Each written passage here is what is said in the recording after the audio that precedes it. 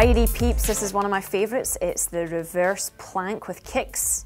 For the beginners, you're just going to be sitting on the ground and you're going to be kicking your legs up above, out to the side and then across your body, using that core as a driving force. So you're really focusing on the power coming through the hips, getting some nice rotation there.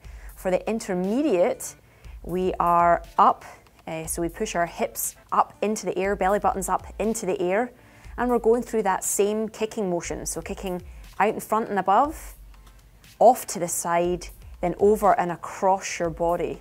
Remember that driving force coming from the hips. So this is a great one for swimming. And remembering in any kind of endurance sport, we always have that crossing of power across our bodies. So for the advanced, this gets a wee bit tricky, and I'm not very good at this one. However, we have the hips up into the air, and we go through the same kicking motion, but we're actually going to lift off the opposite arm to the leg that's being kicked each time.